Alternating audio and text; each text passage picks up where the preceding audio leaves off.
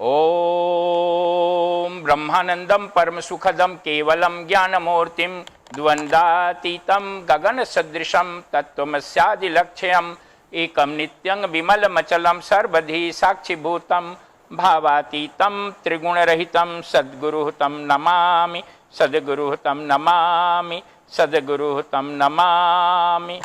ओम दों दुर्गायै नमः। ओम दों दुर्गायै नमः। ओम दों दुर्गायै नमः। ओम देवी प्रपन्नार्ति हरे प्रसीद प्रसीद मातर्जगतो अखिलस्य प्रसीद विश्वेश्वरि पाहि विश्वं त्वमीश्वरी देवी चराचरस्य। ओम दों दुर्गायै नमः। आज के सत्संग में हम लोग दुर्गा देवी की कथा जो पिछले 2 दिन से कर रहे हैं, तीसरे दिन भी उसको चालू कर रहे हैं, आगे बढ़ा रहे हैं। और आपको ज्ञात है कि किस प्रकार से मधु कैटभ जो 2 दैत्य उत्पन्न हो गए थे, वो किस प्रकार से ब्रह्मा जी को डराने लगे और ब्रह्मा जी चारों तरफ से अपने आप को असहाय, अकेला और निराधार पा रहे थे, क्योंकि कोई उनकी सहायता करने वाला नहीं था। चारों तरफ जलमग्न था और विष्णु भगवान योग माया की निद्रा में सोए हुए थे। भगवान विष्णु को जगाने के लिए ब्रह्मा जी योग निद्रा यानी महामाया या माता दुर्गा से प्रार्थना करने लगे। उनकी प्रार्थना के कुछ शब्द, अभी कुछ श्लोक हम लोग पढ़ेंगे और उसकी व्याख्या करेंगे। ब्रह्मा जी प्रार्थना कर रहे हैं माँ भगवती की। त्वं स्वाहा त्वं स्वधा त्वं हि वषट्कारः स्वरात्मिका सुधा त्वं अक्षरे नित्ये त्रिधा मान्यात्मिका स्थिता अर्धमात्रा स्थिता नित्या यानुचार्या विशेषतः त्वमेव संध्या सावित्री त्वं देवी जननी परा त्वयैतद्वयायर्धते विश्वं त्वयैतत् सृज्यते जगत् त्वयैतत् पाल्यते देवी त्वमत्यस्ने च सर्वदा विशिष्टौ सृष्टिरूपा त्वं स्थिता रूपा च पालने तथा संहृति रूपान्ते जगतो अस्य जगन्मते महाविद्या महामाया महामेधा महास्मृति महामोहा च भवती महादेवी महासुरी प्रकृतिस्तस्त्वं च सर्वस्य गुणत्रय विभासिनी काल्यात्रात्रिर्महारात्रिर्मोहाराश्चित दारुणा। ये भगवान ब्रह्मा जी की स्तुति देवी की जा रही है, लेकिन इसमें एक मिस्टिक मीनिंग है। इसका एक गुह्य रहस्य है, अर्थ है और एक खास बात को खास दिशा में ये स्तुति जो है वो इंगित करती है। इसमें जितनी भी देवी की प्रार्थना की गई है, जितने विशेषण बताए गए हैं, ये सब विशेषण हैं। कुछ विशेषणों की व्याख्या करेंगे। ये वास्तव में पर ब्रह्म परमात्मा के ही विशेषण है। एब्सोल्यूट सेल्फ ब्रह्मन जो एकमात्र सत्ता है, लेकिन यहाँ पर उस एकमात्र सत्ता, शक्ति या मूल तत्व को देवी के रूप में, महामाया के रूप में, दुर्गा के रूप में यहाँ प्रकट किया गया है। इसलिए जितने भी परमात्मा के गुण हैं, वो सब गुण का वर्णन यहाँ है। अब ब्रह्मा जी कहते हैं, हे देवी, तुम ही स्वाहा हो, तुम ही स्वधा हो और तुम ही वषट्कार हो, यानी स्वर हो। तुम ही जीवन दायिनी सुधा हो नित्य अक्षर प्रणव ओम तुम ही हो। जैसा कि पहले बताया गया था कि ओम जो है पर ब्रह्म परमात्मा का प्रतीक है और उसमें समस्त सृष्टि समाहित है। तो यहाँ ब्रह्मा जी कह रहे हैं कि हे देवी तुम ही वो प्रणव हो। प्रणव का मतलब ओम। तुम ही स्वधा हो, तुम ही सुधा हो, तुम ही स्वाहा हो। यानी देवताओं का पालन जो अंश मिलता है यज्ञ में, पितरों को जो दान या हम लोग पिंड करते हैं, दान करते हैं, वो सब शक्ति पिंड पितरों तक तुम ही पहुंचाती हो।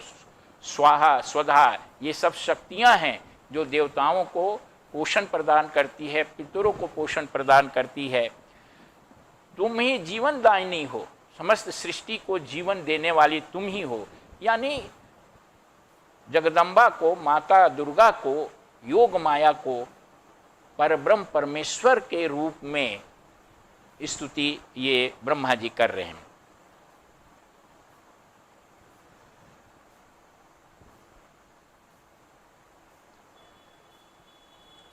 यहां एक सेटिंग जरा देखिए। ब्रह्मा जी स्वयं को अकेले महसूस करते हैं। मधु कैटभ दैत्य उनको भयभीत कर रहा है और वो जो है माता दुर्गा की स्तुति करते हैं कि वो भगवान को जगाए, विष्णु भगवान को जगाए। ये साधक की एक नाटकीय प्रस्तुति है। साधना काल में और वो स्थिति क्या बनी हुई है, प्रलय का जल चारों तरफ फैला हुआ है, दूर दूर तक कहीं कोई और चीज दिखता ही नहीं है। प्रलय का जल जो है वो भ्रम का प्रतीक है। ये जो संसार है, दूर दूर तक ये सृष्टि दिखती है, ब्रह्मांड दिखता है।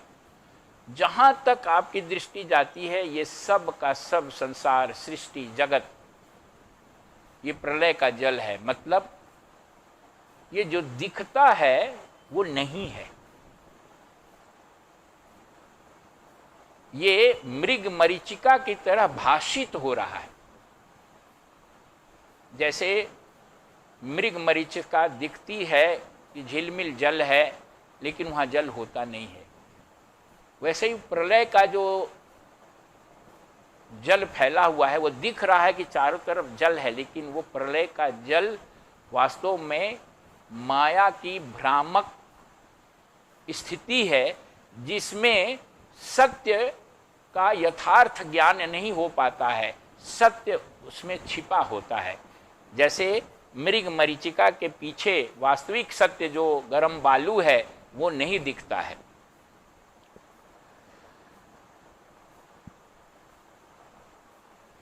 सत्य को, अच्छा, वहां जो दो असुर हैं भयभीत करने वाले, राग और द्वेष के रूप में मधु और कैटभ की उत्पत्ति होती है। राग द्वेष से, मधु कैटभ से समस्त सृष्टि भयभीत होती है। ब्रह्मा जी जो सृष्टि के उद्गाता हैं, सृष्टि के सृजन करने वाले हैं, वहीं से सृष्टि उत्पन्न होती है, वो स्वयं ही भयभीत हैं मधु और कैटभ से। यानी संपूर्ण सृष्टि, उन्हीं से तो सृष्टि निकलेगी और वो स्रोत ही भयभीत है। भय जो है जीवन का पहला इमोशन है।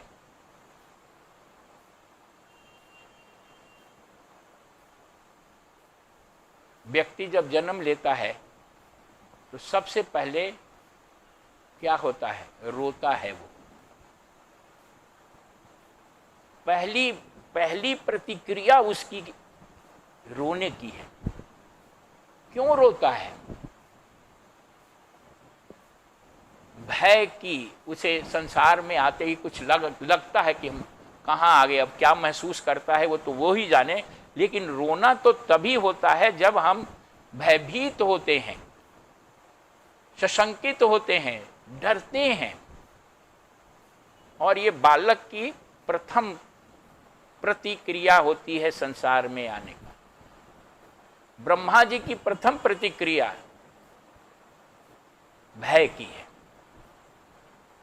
और उस भय से मुक्त होने के लिए वो माता महामाया की स्तुति कर रहे हैं कि हमें भय मुक्त करने के लिए भगवान विष्णु को जगाओ। साधक जो है, साधना के क्रम में जब महामाया के इस माया के अनंत जल को देखता है तो उसे भय होता है, उसे अपने लिए कोई मार्गदर्शक नहीं दिखाई पड़ता है, क्या करें कहाँ जाएं। तो वो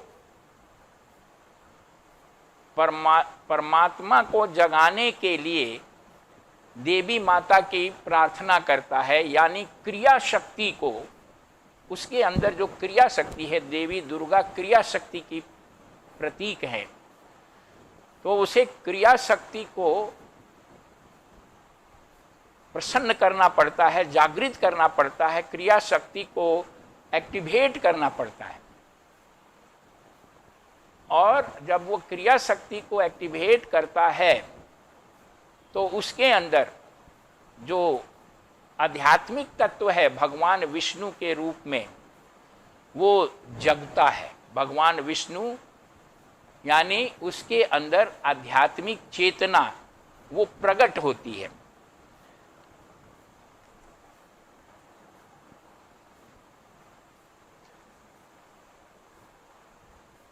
भगवान ब्रह्मा जी देवी माता को बहुत सारे विशेषणों से बताते हैं कि तुम परम जननी हो, तुम ही विश्व ब्रह्मांड को धारण करने वाली हो, तुम ही जग सृष्टि को उत्पन्न करती हो, सृष्टि को बनाए रखती हो, सृष्टि का लय करती हो, और तुम ही महाविद्या हो, तुम ही महामाया हो, और तुम ही महामेधा हो, तुम ही महास्मृति हो। व्यक्ति को ज्ञान देने वाली और व्यक्ति को भ्रमित करने वाली ये दोनों शक्तियां जो हैं वो दुर्गा ही हैं। व्यक्ति अगर भ्रमित भी है तो वो अविद्या माया के कारण भ्रमित है। व्यक्ति अगर ज्ञानी बन रहा है या वो जागृत हो रहा है तो वो विद्या माया के कारण जागृत हो रहा है।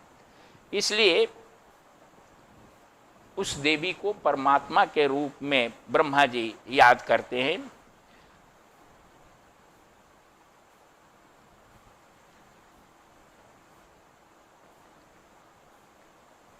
त्वमेव संध्या त्वमेव सावित्री त्वं देवी जननी परा।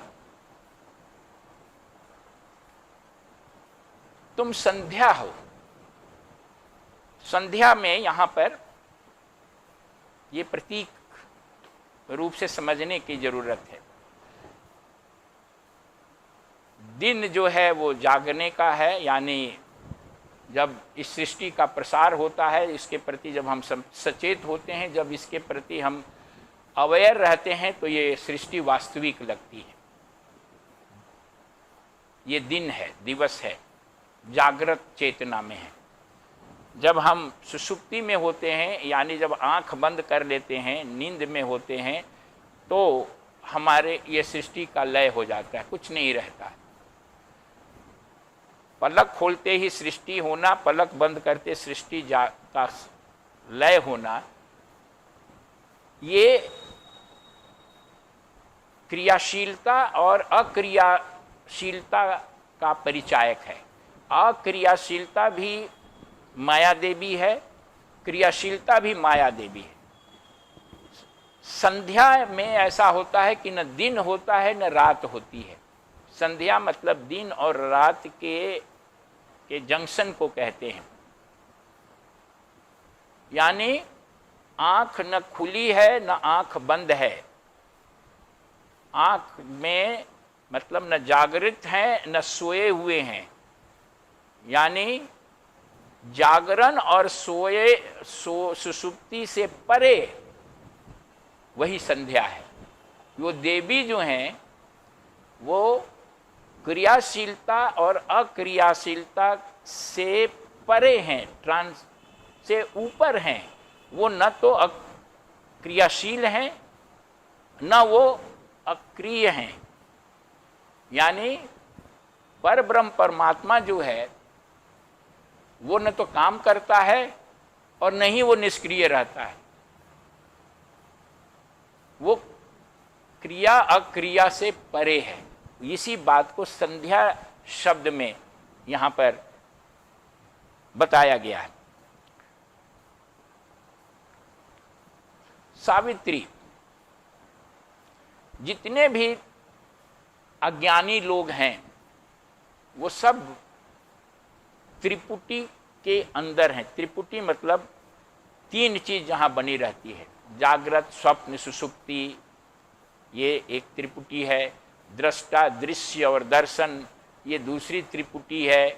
ये जो तीन तीन चीजें हैं, तो सावित्री यानी जो ये त्रय है, तीन है, जो उससे ऊपर है। देवी जो है वो इन सारी त्रिपुटियों से, यानी दृष्टा दृश्य दर्शन जागृत स्वप्न सुषुप्ति या अन्य जो त्रिपुटियां हैं उनसे वो परे हैं, यानी वो ट्रांसेंडेंटल है, भावातीत हैं।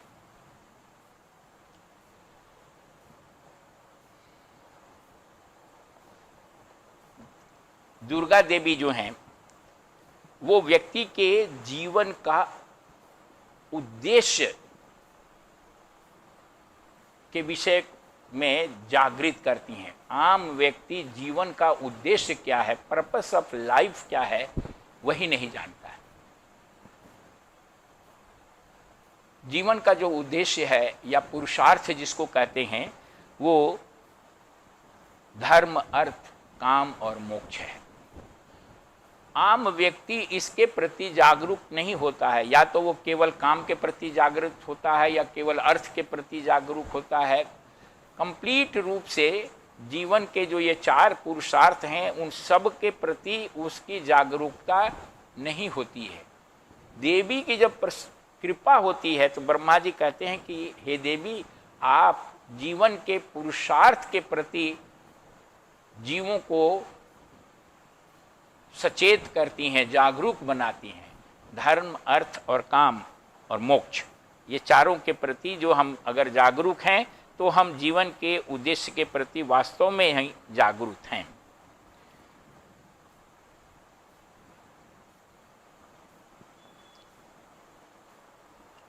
देवी परम माता हैं। देवी सृष्टि स्थिति और संहार, जैसा कि बताए थे कि ब्रह्मा विष्णु और शंकर ये तीनों का काम करती हैं, और ये तीनों का काम करने वाला जो है वो परब्रह्म परमात्मा है। ये जो तीनों देव हैं, त्रिदेव, ये परमात्मा के एक एक काम के स्वामी हैं। कोई सृष्टि का स्वामी है करने का, कोई पालन करने का स्वामी है, कोई संहार करने का स्वामी है, लेकिन देवी तीनों हैं, यानी वो स्वयं परब्रह्म परमात्मा है। देवी के हाथ में बहुत सारे अस्त्र शस्त्र हैं, उसका वर्णन कर रहे हैं ब्रह्मा जी। उसका भी एक अर्थ है। खड्गनी शूलनी घोरा गदनी चक्रिणो तथा शांखनी चापिनी बाण भूषुंडी परिघायुधा सौम्या सौम्यतारा शेष सौम्याभ्यंतर स्तुति सुंदरी परा पराणा परा अपराणां परमा त्वमेव परमेश्वरी। ये 10 हाथ हैं देवी के, और उन हाथों में 9 हाथों में अलग अलग अस्त्र शस्त्र हैं, एक हाथ खाली है उसे चलाने के लिए। तो वो शस्त्र भी हैं, वो एक प्रतीक हैं, एक खास चीज़ का मैसेज करते हैं। उनमें से कुछ के बारे में जानना जरूरी है। जैसे खड़ग, उनके हाथ में तलवार है। तलवार का मतलब है, तलवार जो है भेद करता है, काटता है। सत्य और असत्य में भेद करना, उसको अलग अलग कर देना। देवी के हाथ में वो शक्ति है, तलवार उसी का प्रतीक है जो सत्य और असत्य में भेद करती है। चक्र जो है वो गतिशीलता का परिचायक है, निरंतर गति होते रहना है। वास्तव में ये जो अस्त्र शस्त्र देवी ने धारण किए हुए हैं, वो साधना पथ पर चलने वाले साधक के जीवन में या साधना पथ की जो बाधाएं हैं, उन बाधाओं को दूर करने के लिए जिन गुणों की आवश्यकता है, उन बाधाओं को नष्ट करने के लिए, वो बाधाएं जो हैं असुर के रूप में उसको समझ लीजिए, उसको राक्षस के रूप में समझ लीजिए, उन सारे राक्षसों का संहार करने के लिए देवी ने अस्त्र धारण किया है। वो वास्तव में अस्त्र क्या है? वो साधना मार्ग पर जो अवरोध हैं, उन अवरोधों को समाप्त करने के लिए ये सद्गुण है। तलवार विवेक का प्रतीक है, जो सत्य और असत्य में वो काट के अलग कर सके। चक्र जो है निरंतर गतिशीलता का, सतत प्रयास का वो प्रतीक है। गदा, गदा बार बार साधना की क्रिया जो है वो बड़े लंबे समय तक चलती है, बार बार अभ्यास करना पड़ता है, ध्यान का, धारणा का, जप का, प्रार्थना का, तो उसका प्रतीक जो है वो गदा है।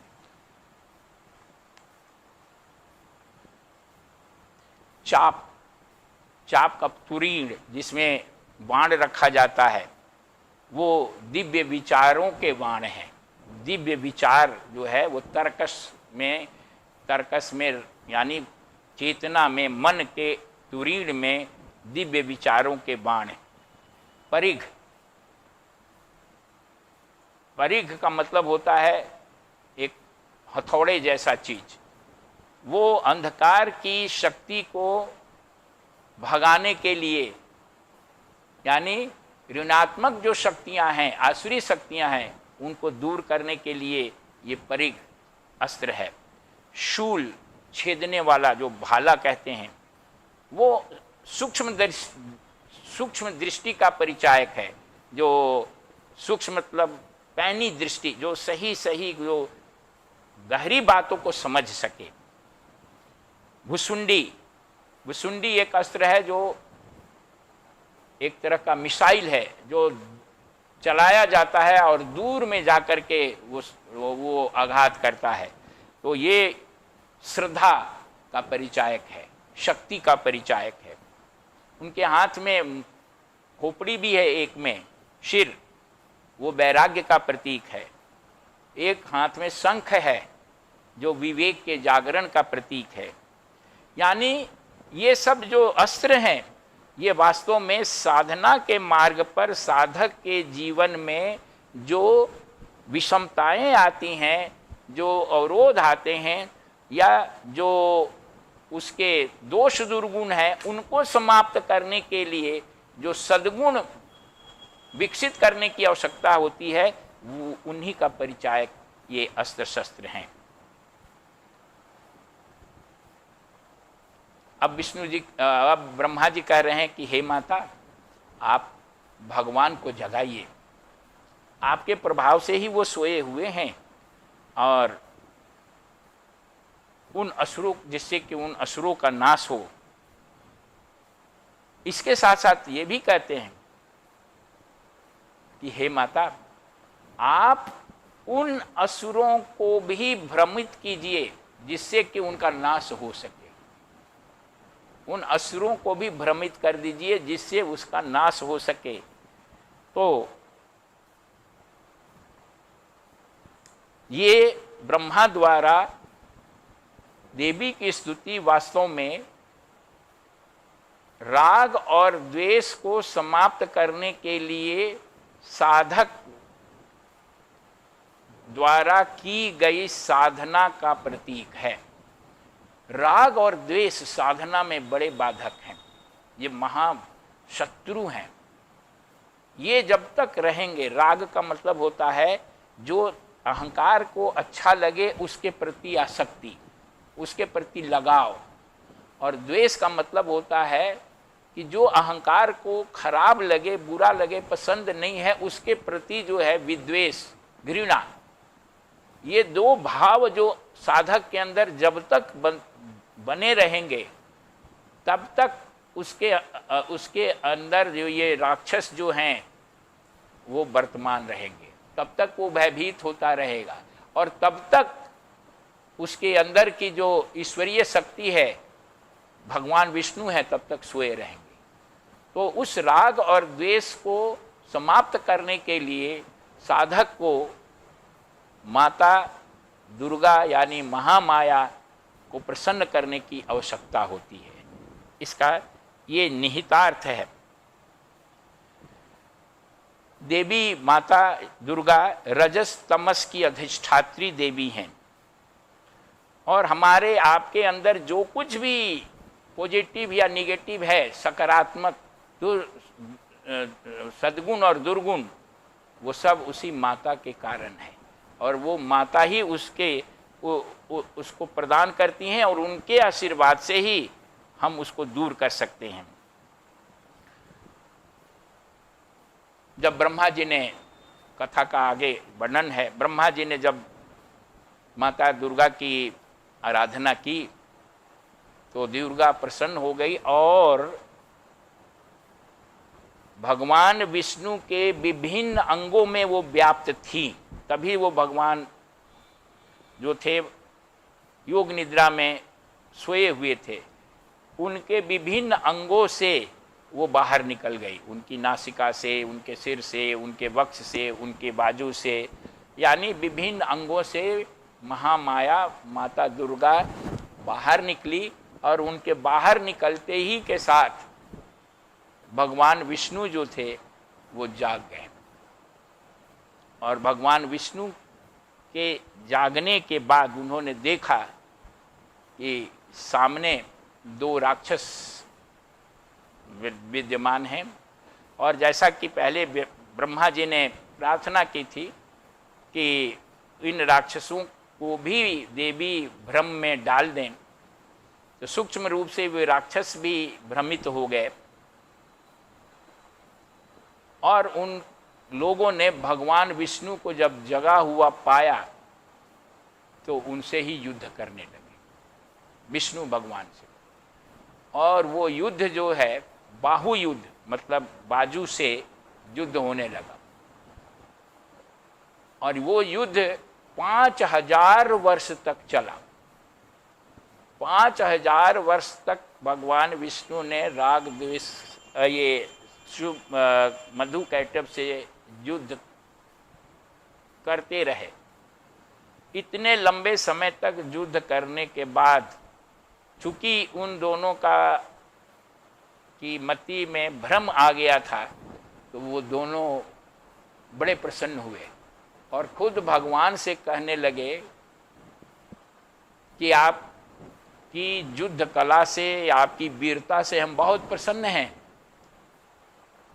वो असुर कह रहे हैं, आप हमसे कुछ वर मांगिए, हम आपको वरदान देंगे।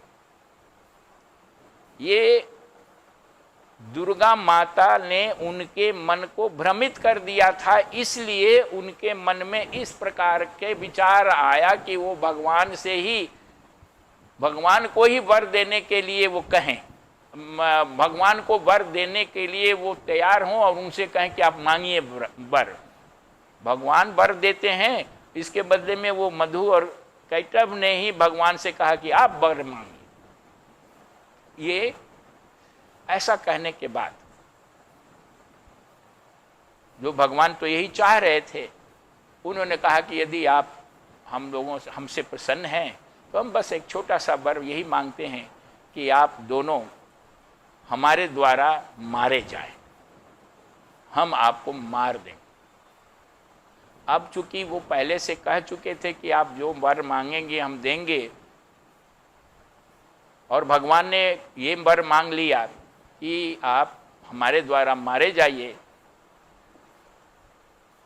तो उन्होंने सोचा कि अब तो इसको नकारा नहीं जा सकता है, लेकिन फिर भी उन्होंने अपनी बुद्धि लगाई। चारों तरफ देखा कि चारों तरफ पानी ही पानी है, कहीं कोई जगह नहीं है। तो उन दोनों असुरों ने कहा कि हम तो जरूर आपके द्वारा मारे जाएंगे, हमने वर दिया है तो जरूर हम इस वर को पालन करेंगे, और आप, लेकिन हमारी शर्त ये है कि आप हमें किसी सूखे स्थान पर मारिए। उन्होंने बुद्धि लगाई कि कहीं सूखा स्थान है ही नहीं, तो ये मारेंगे कहाँ, हमारा वर भी दिया हुआ हो जाएगा, इनको स्थान तो कोई मिलेगा ही नहीं, चारों तरफ तो जल जल है। तो उन्होंने यही देखा और बुद्धि से ये सोच लिया कि सूखा स्थान में हमको मारें तब तो हम मरेंगे और हमारा वर भी दिया हुआ सत्य हो जाएगा। भगवान ने कहा तथास्तु, ठीक है, ऐसा ही करेंगे। और उन्होंने उन दोनों को अपनी जंघा पर रख लिया, जांघ पर, थाई, और अपने सुदर्शन चक्र से उन दोनों की को बद्ध कर दिया, गर्दन काट दी, दोनों मारे गए। ये कहानी का अंत है मधुकैटभ का। लेकिन इस कहानी के माध्यम से बहुत गहरा संदेश दिया गया है। इसका एक प्रतीक अर्थ है। प्रतीक अर्थ ये है कि साधना के काल में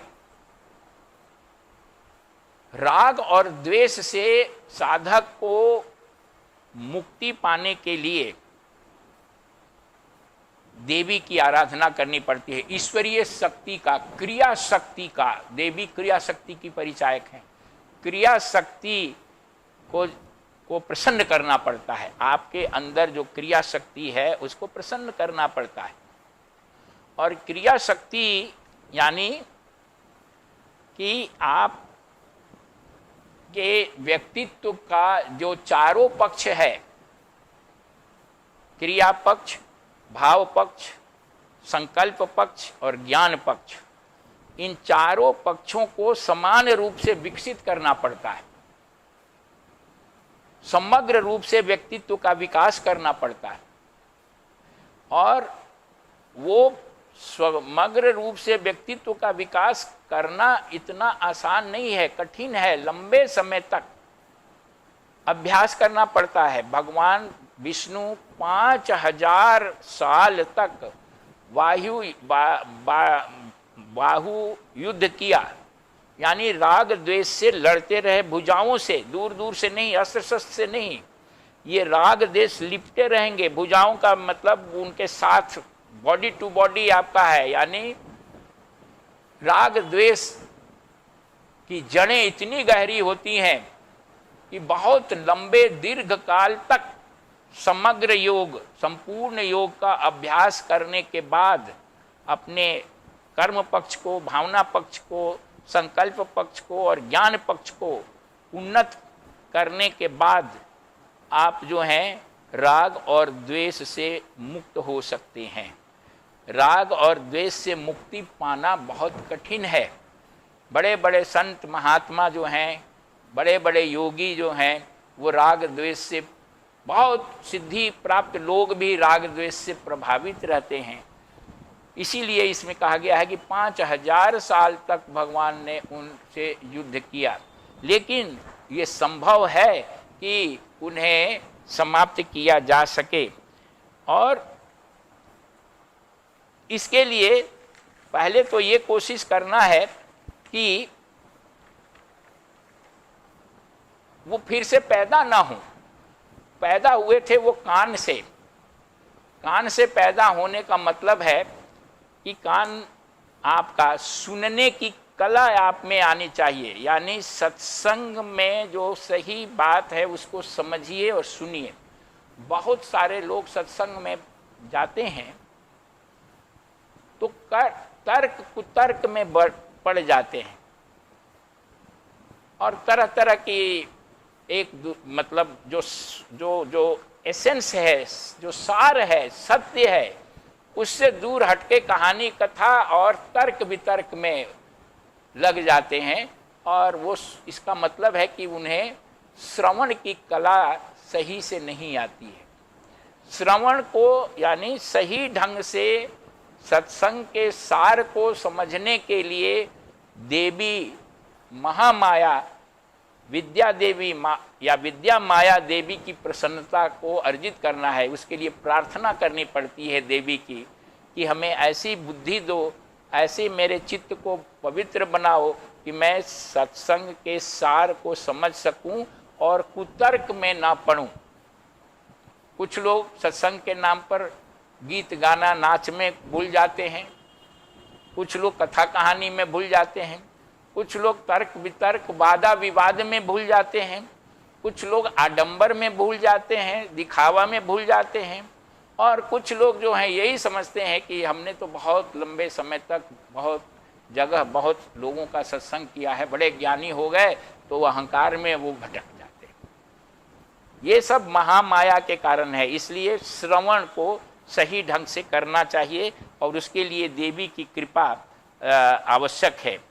और दुर्गा देवी ही सुनने का जो है वो कला आशीर्वाद रूप में प्रदान करती है। तब जब हम श्रवण ठीक से करेंगे और लंबे समय तक साधना का अभ्यास करेंगे, संपूर्ण योग के माध्यम से व्यक्तित्व का विकास करेंगे, तो हमारे हृदय से, बाजू से और सिर से, नासिका से, ये सब जो है मतलब हमारे संपूर्ण व्यक्तित्व से एक शक्ति निकलेगी। दुर्गा देवी जो महामाया प्रकट हुई भगवान के अंगों से, तो वो शक्ति निकलेगी, यानी व्यक्तित्व का संपूर्ण विकास होगा। हमारी भावना का भी, हमारी बुद्धि का भी, हमारी क्रिया का, हाथ का भी, और हमारे संकल्प का भी। तब हम जो है ऐसी पावर हम में आ जाएगी, ऐसी शक्ति आ जाएगी जो हम राग और द्वेष रूपी राक्षस को समाप्त कर सकते हैं।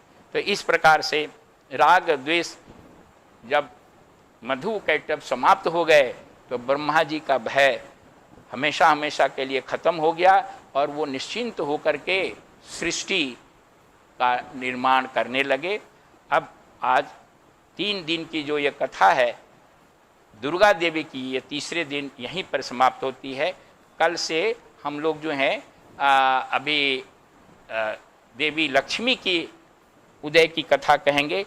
इसके पहले कि हम लोग आगे कथा शुरू करें, पहले कुछ मिनटों के लिए देवी का ध्यान करेंगे। देवी के ध्यान के लिए अपने अपने स्थान पर बैठ जाएं। माता दुर्गा की जो चित्र है उसको अपने हृदय में धारण करें और मानसिक रूप से दुंग दुर्गाय नमः का जप करते हुए माँ दुर्गा को अपने चित्त में देखें। ओम दुंग दुर्गायै नमः, ओम दुंग दुर्गायै नमः, ओम दुंग दुर्गायै नमः।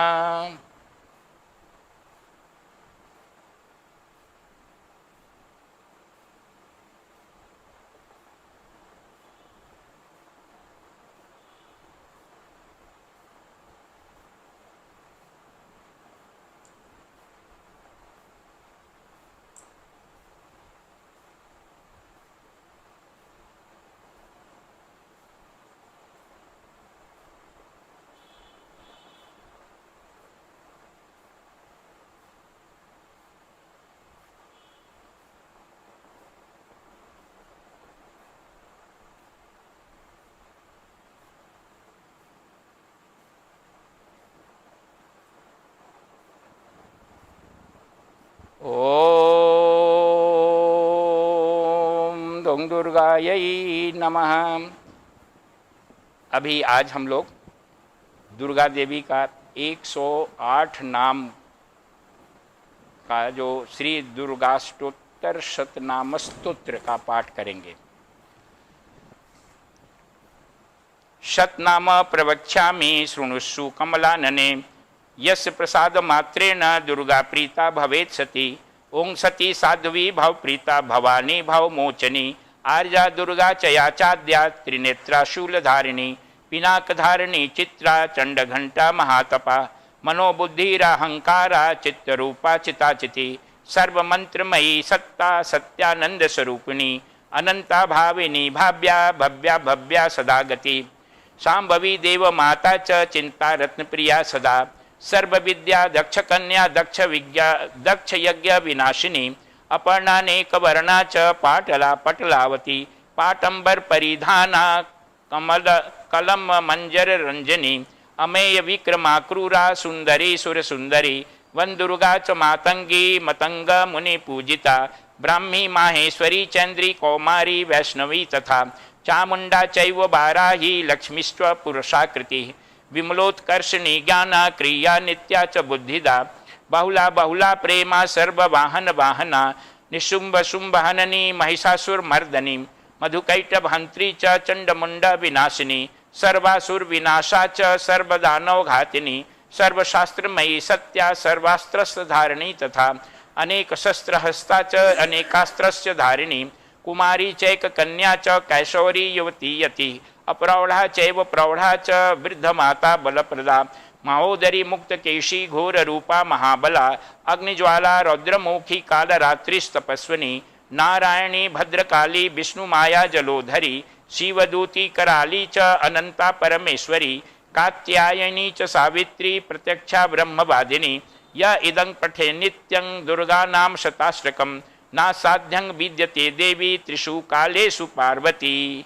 धनं धान्यं सुतं जाया हयं हस्तिनमेव च। चतुर्वर्गं तथा चान्ते लभेन्मुक्तिर्च शाश्वतम्। ओम नमश्चंडिकायः। ओम दुर्दुर्गायै नमः। ओम त्र्यंबकं यजामहे सुगंधिं पुष्टिवर्धनम्। उर्वारुकमिव बन्धनान् मृत्योर्मुक्षीयमामृतात्। ओम असतो मा सद्गमय तमसो मा ज्योतिर्गमय। मृत्योर्माम् अमृतं गमय। सर्वेषां स्वस्तिर्भवतु। सर्वेषां शान्तिर्भवतु। सर्वेषां पूर्णं भवतु। सर्वेषां मंगलं भवतु। सर्वे भवन्तु सुखिनः। सर्वे सन्तु निरामयाः। सर्वे भद्राणि पश्यन्तु मा कश्चित् दुःखभाग् भवेत्। ओम पूर्णमदः पूर्णमिदं पूर्णात् पूर्णमुदच्यते। पूर्णस्य पूर्णमादाय पूर्णमेवावशिष्यते। ओम शांति शांति शांति।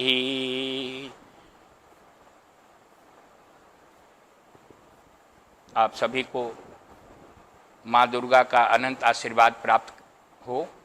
आप सभी भक्ति मुक्ति और शक्ति से परिपूर्ण बने और इसी जीवन में आत्म साक्षात्कार के परम लक्ष्य को प्राप्त करें।